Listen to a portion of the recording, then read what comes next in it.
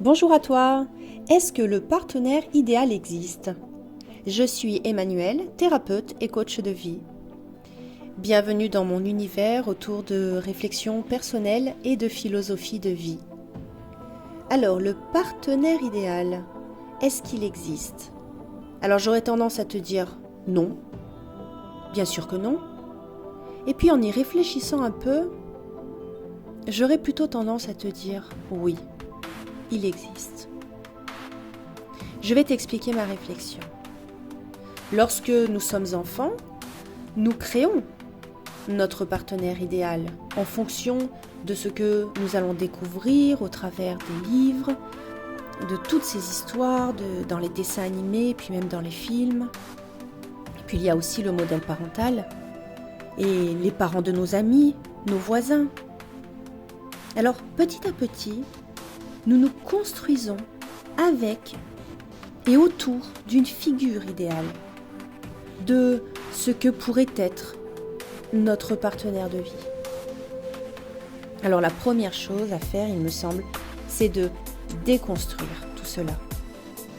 Parce que même si certaines relations ou certaines histoires d'amour nous inspirent, mais nous ne pourrons jamais vivre les mêmes relations qu'eux. Tout simplement parce que nous sommes des individus différents. Et puis, oublier ce que j'appelle les critères limitants. C'est-à-dire s'en tenir au physique, à l'environnement familial, la situation professionnelle, et j'en passe. Et commencer vraiment à se questionner sur les qualités et les valeurs que finalement, toi, tu vas rechercher chez l'autre. C'est qu'est-ce qui est vraiment important pour moi? Quelle qualité je recherche chez ce partenaire? Qu'il soit cultivé, qu'il soit drôle, qu'il soit volontaire, qu'il soit autonome, créatif, etc.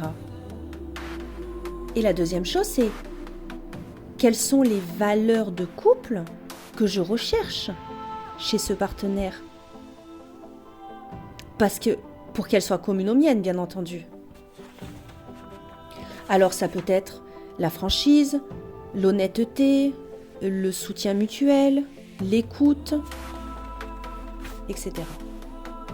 Alors je pense que finalement je trouve le partenaire idéal lorsque je trouve quelqu'un qui a les mêmes valeurs de couple que moi et avec qui je peux rester la personne que je suis. C'est-à-dire que chacun respecte l'entièreté de l'autre, sa personnalité, ses centres d'intérêt, ses envies, ses propres valeurs individuelles de vie.